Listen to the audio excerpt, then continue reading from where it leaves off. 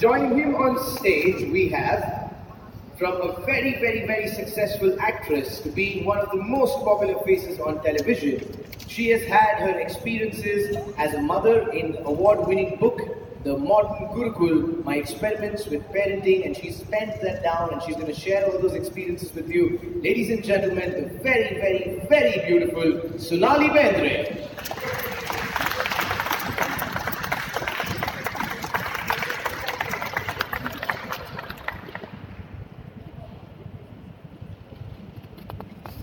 Over to you, sir. Thank you so much.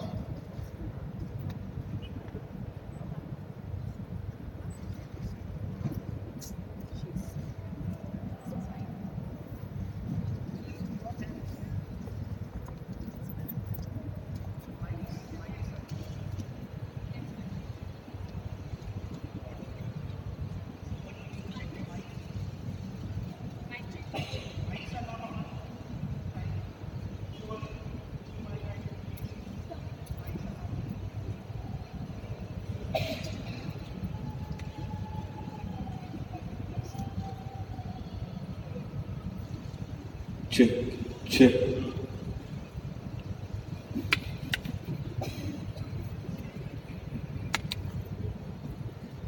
Hello? Check. Can you hear me now? Yeah. Oh, super. Hello. Yeah. Perfect. Good evening, everybody, and it's wonderful to be here. It's so exciting to be here. We've all been hearing about Times Lit Fest going on, and it's their 7th year. But the best part about it, I would say, is that the entry is free. And I love free things. But more than that, it's lovely that it encourages people to just come, and it's lovely to see that how many people actually love books. And books for me has always been my wonderful private world. As a child, I grew up, my father was in the government services, so every 2 years we were in a different city, new places. So my best friends have always been books. And in the process, I was always looking for new books, new topics, new things to read about. I remember the first time I heard of this wonderful author, Ashwin Sanghi, sitting here, was Chanakya's Chat. It was the first book that I read. And it was amazing.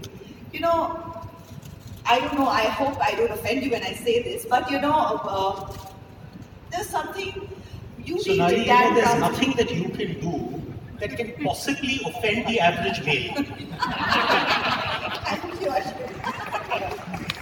But you know, I mean, you read Dan Brown's books and everything. For me, this was like a very much an Indian, I would not like to say it, just for the referencing, such an Indian version of Dan Brown. There was this amazing take that was that he had taken, be it Krishna Ki, be it Rosamund Line. Amazing. So got hooked onto his books from the Chanakya's Chant onwards, and since then I have been a fan. And so it's really amazing to be sitting here, and when he said that could you launch the cover of my book, I said, but why are we not launching the book so that I can take it back with me and read it? And then he's been giving these little tidbits where he just tells these 2 lines about it, and he's not really sharing what it is about, and it's driving me nuts because I can't, you know, the suspense is killing me, and I'm like, what is it? Why can't you just come out with a book? But anyway, today we will satisfy ourselves with just launching the book cover. But we will still try to get a few things out of it. What is this book about? What has inspired you to write it? First of all, thanks.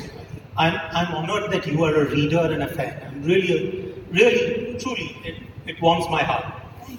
And thank you so much for the entire audience which is here today on account of this momentous book. I must tell you, as far as this particular title is concerned, Sonali, the intention was to try and explore. There are, first of all, let's start with Kalachakra. You know, Keepers of Kalachakra brings, you know, to my mind this whole mystic organization, and some super secret organization. Of course. So can you imagine the intrigue that is already building up within Absolutely. you? What is this organization? What are you leading up to? Absolutely. What part of history are you going to demolish now? Because, you know, there are times when I feel, was the history I read right, or is he rewriting it, or is this the truth? So, you know, because I don't know, the research that you do is so amazing that you actually start thinking, that is so close to truth. Maybe this was the truth. I mean, we would like to believe it because it becomes so exciting in his book.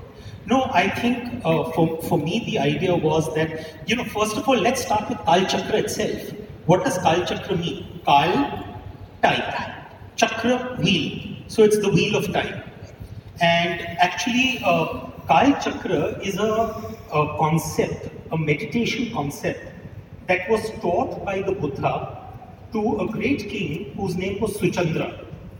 And Suchandra was actually the king of a mystical land which we now know as Shambhala.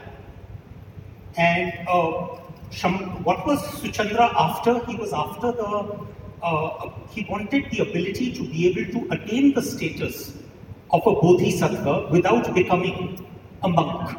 So in other words, Buddha taught him a method where he could become a bodhisattva without becoming celibate, without giving up the worldly life.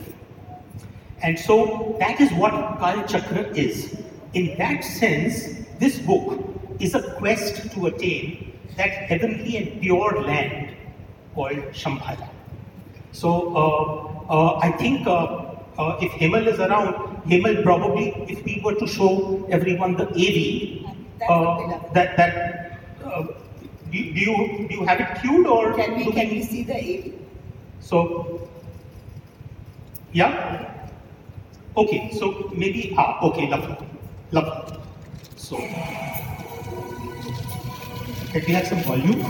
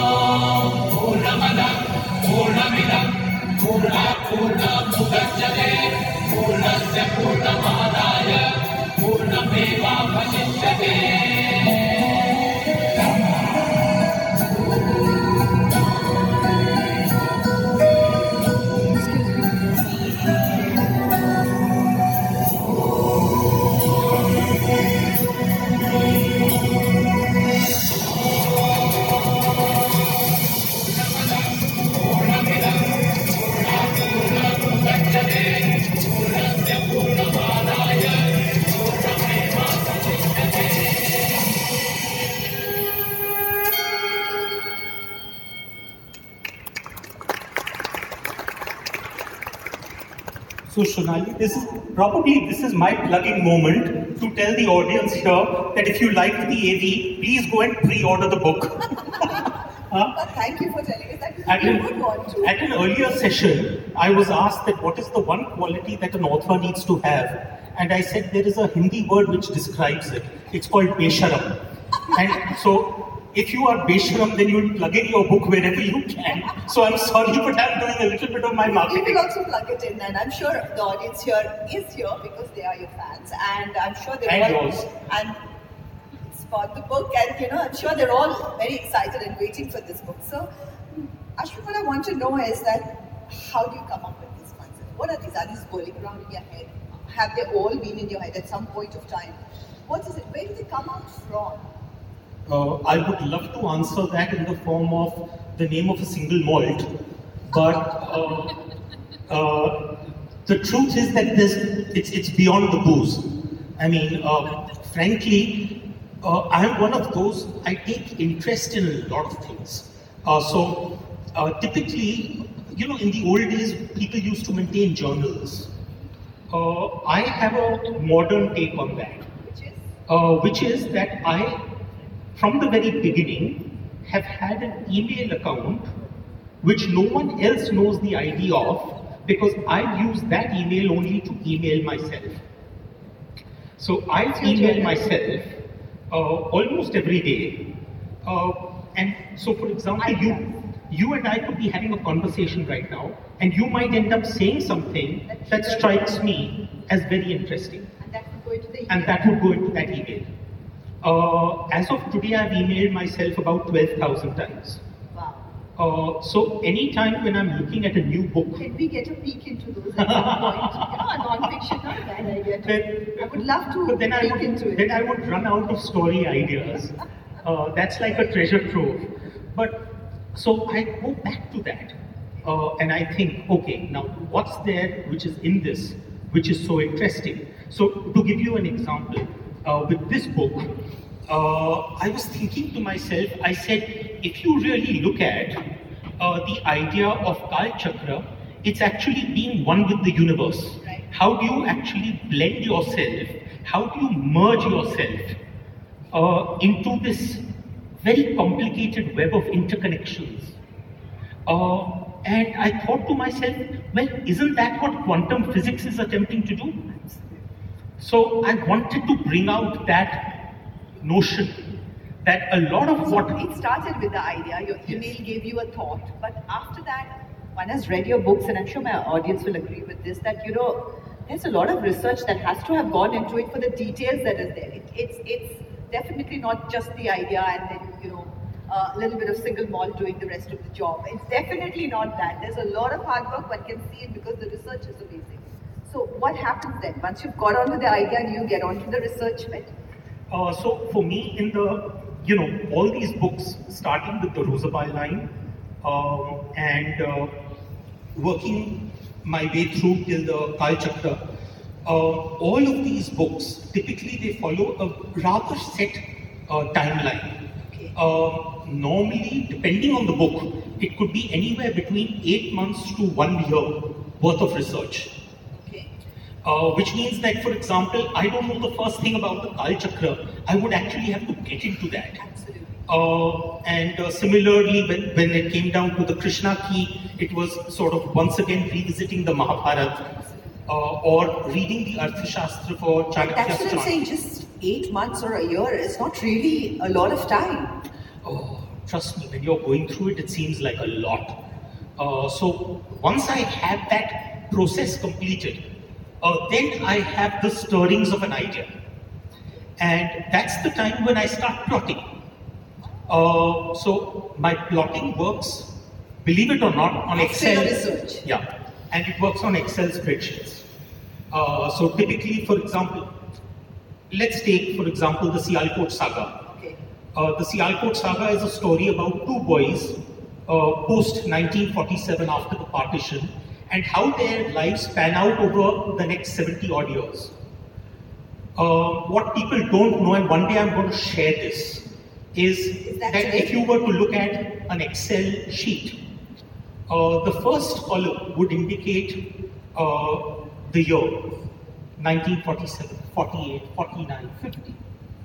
Whoa. Then against each of those, the two characters, Arvind and Arbaz in this case, those characters, what were their ages in those years? What would they have been doing? Would they have been in school? Were they setting up a business? Were they in jail? Were they experiencing their first romance? What were they doing?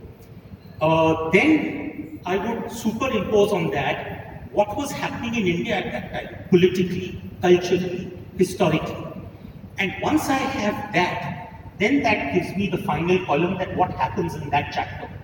This is really a unique way. I've never heard anyone write like this. It's amazing. It's a lot of sweat actually. People talk about inspiration. Inspiration is nonsense. It's perspiration. I agree. You know, 1% and, yeah, of course. And once you've done that, then frankly the writing is almost effortless.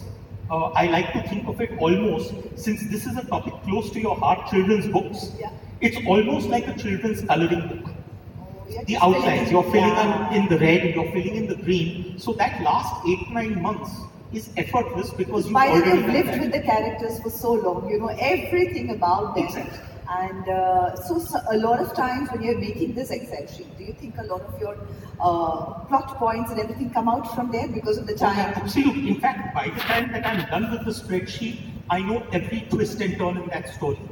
And I know when it happens. How much in love do you fall with your characters? I think the only book in which I think I did things differently, and as a result of which I had less of a connect with my characters, was the Rosabai line. The Rosabai line was a book which, first of all, it was my first book. And it was a book where I had no clue of what I was doing. So with the Rosabal line, there are people who say that this was the most brilliant book Ashwin wrote. And then there are those who say, nonsense, he was on drugs. Now, so it's exceptionally different views on that book. And the truth is that I had tied myself up into knots while writing it because it was a matter of chance. I happened to be in Kashmir. In Kashmir, there is a tomb in the center of Srinagar.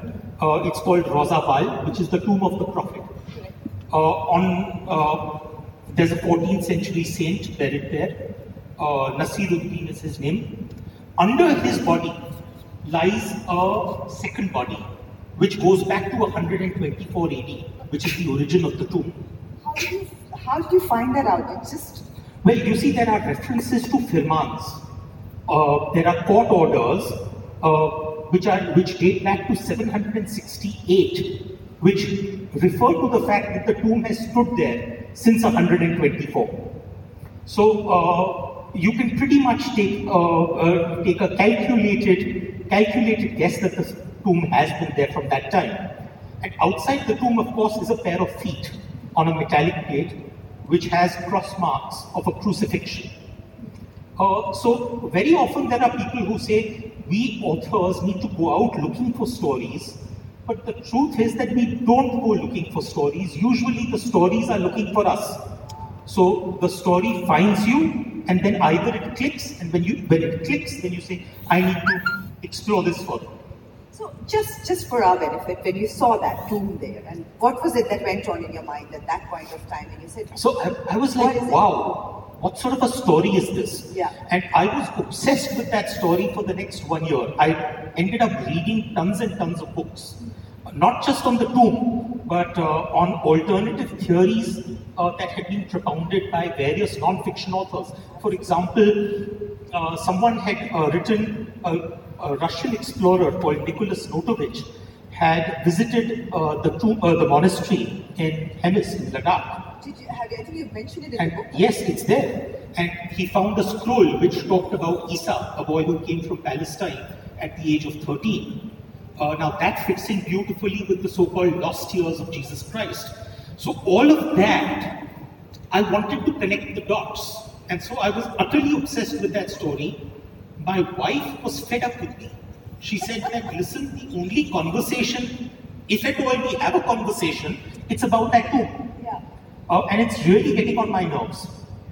So she said, you have to find a way to get that kira out of your system. So write it fast so that it's out of your system. So I did it get out of your system after you wrote it? But even at that time, 40 pages was a research document where I connected all the dots. And after I was done, I was very proud of myself. I gave it to her and I said, read it. So at night, she read it. Next morning, I said, so what did you think? She said, congratulations. So I was damn pleased with myself. I said, wow, that, So I said, you really liked it? Yeah. So she says, well, congratulations because you've discovered the cure for insomnia. Because within about, like a few pages, I was out for the count. Are you serious? So she said, no one's going to read this. You have to make this into a story. What does she have to say now? I think, frankly, when it comes down to my wife, I'll tell you, I always say that she is the needle. Because at any given point of time, given my figure, when I start floating, Punctures the balloon. she punctures the balloon. So, and it's always good to be able to sort of have your feet firmly on the ground. We all do that to a certain extent. It's a good thing to do sometimes. Absolutely. Yeah. So did the character get out of your system after you wrote the book, or are you still attached to it? Which is your favorite book? Which is your favorite character? My favorite book, I would say, is the Rosabal.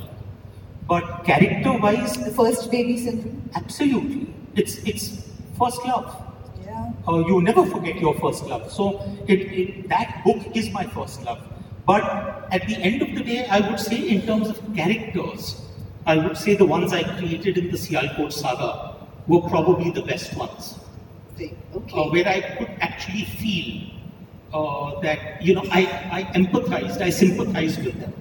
So, and of course, Chanakya's chant, Ganga Sagar Mishra, was again one of my favorites. So, you fall in love with all your characters. You love Pretty that much. they're your babies. Pretty you're much. giving birth to them. Pretty much. So that whole process. So yes, I get what your wife is feeling, and I know why she is the needle then. Because imagine what she's going through. It's a year and a half of this obsession And with every book. While these books are going on in parallel, there are other books coming along the way. So my James Patterson books happen in between all of this. Okay. My 13 Steps books happen in between all of this. So at any given point of time, I'm So multitasking. do you have a routine where you say that, okay, these are the hours that I'm going to write? Are you disciplined like that, or are you? Well, pretty much, because otherwise you can't really turn out.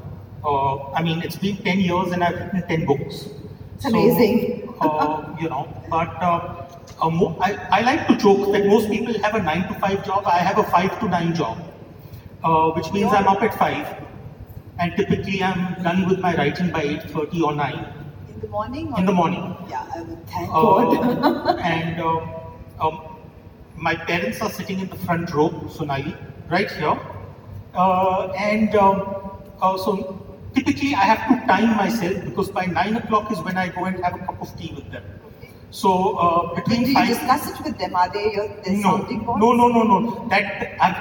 Because then my morning ritual will be totally finished once and for all. So it's easier just to keep it as, because while I'm writing, at that point of time, there are conflicting thoughts coming in and I don't even know as to how that book is going to turn out. And what is it that you're going to keep eventually? Because how much rewriting happens with you? Sorry, I didn't get that. How much of rewriting happens with you? I've always maintained that I'm not a writer but a rewriter. But most So- writers that I've met say that. So I'm a rewriter because I mean, this book has been through 7 rewrites. Really? 7 rewrites. And either my editor had some inputs in it or my publisher wanted certain Okay, things I have a done. question for you. Yeah. How is your relationship with your editor? Oh, I must tell you, my equation with my editor is super. And, she's one of those people who has been with me from the first book, Okay. The Roosevelt Line. Okay. And in fact, she came on board on account of the fact that she used to be with my publisher. And even after she left my publisher, she continues to edit my books. So the first edit is always done by her. And somehow or the other, what happens is the process of editing is such that over a period of time, you build up a familiarity. Absolutely. And in fact, nowadays when she does edits, I don't even realize that it's her voice. It's almost like she's taken on my voice. Oh, that's amazing. Yeah. So initially, any fights, any arguments? Oh yeah, initially the biggest fights were on the Roosevelt Line. Because the Roosevelt Line was a book which was so utterly confusing to the average reader. Luckily, the ones who were utterly confused didn't want to admit that they were utterly confused. So they said, oh, what a wonderful book. So, as a result of which, the book worked. I don't agree with that, but anyway. But, so the maximum number of fights and arguments were related to that. And then since then you ironed out the differences. And We the ironed voice became one, and so it's been a great relationship since then. I would say. Absolutely. And plus she's understood, she is Kolkata based. Okay. And So the distance helps. And one is distance, but the other part of it also, I must tell you, is that my own inspiration to a very great extent started with Kolkata. And I must tell you this, for the audience which is here, I must tell them this little incident. That I was at an event, and in the afternoon, I had a little time to kill, so I went with the driver to look at a temple. Okay. I walked into the temple, and I realized that the deity that was being worshipped was actually Amitabh Bachchan. There was a throne along with a portrait of Amitabh Ji. So I did not know this. Are you serious? I was wondering whether this was real, but once I saw the pujari and I saw people, actually praying, I realized this was real. So I walked outside, and there was a little boy selling puja ka saman, agarbattis and what have you. And from him I picked up a little prayer book known as the Amitabh Chalisa. Now, at that moment, I must tell you, I thought to myself that supposing you were to be knocked down right now and you die and you take birth 1,000 years later, by which time this whole cult of Amitabh worship has caught on. And now there isn't one temple but 100,000 temples. And someone taps me on the shoulder and says, do you think it was possible that Amitabh could have been a real man? Now that's the question which fascinates all of us, right? That could Ram have been there? Did he walk the earth? Was Krishna around? Was he a historical character? Or is everything made up?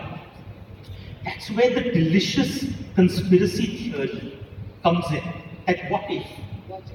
And that's what drives me. And I think my editor understands So that. what did it lead to, this Amitabh Bachchan temple? So in fact, it led to that Krishna key, which was basically the notion that that what in case in the present day you had actually a 10th incarnation of Vishnu. What would it Do be? you really believe, what is your thought on it? Do you think that it was just mythology, or did these people actually walk the earth? I think it was Lewis who said that a myth is a lie that contains a truth. And that's pretty much what it is. That there's a kernel of truth in that myth. So you dig deep enough and you will find that kernel of truth. But if you think that the entire thing is an absolute truth, then I don't agree. So to give you an example, my take on the Mahabharata, you had a work which was 25,000 verses called the Jaya. It became 50,000 verses by the time it became Bharat, and it became 100,000 verses by the time it was the Mahabharata. You mean to tell me that all the various rishis and sages didn't add their own fiction to it? That's human nature. That's We all human add a nature. bit to it. Similarly, you take the Ramayana, you have 300 versions of the Ramayana, and each of those versions gives you a very different truth. So, for example, the Tulsi Ramayana treats Ram as God. Valmiki Ramayana treats him as a man. You take, for example, the Adbhut Ramayana and the Anand Ramayana, these two in particular from the south. One of them has Sita becoming Durga and killing Ravan. And the other one has Ravan performing the rituals for Ram before battle. So there are 300 versions. Which one will you say is the truth? That's the great thing. That's the great thing about our mythology, that there is your truth, my truth, everyone's truth. So what can is exist. the truth of Kalachakra? You have to wait. But Could you just give us a hint okay, at least? let me I give think you we a- all deserve it. Don't you agree? We deserve it. I would say that the notion, to my mind, is that there are many things in Vedanta which our seers, which our rishis, which our munis were looking into. The only difference was that they didn't have laboratories and they had no way of experimenting. But they had a much better developed intuitive sense. So either it's experimentation and practical knowledge, or it's intuitive knowledge. And both are leading us in the same direction. And that is pretty much the core of Keepers of the Culture. Okay. I can see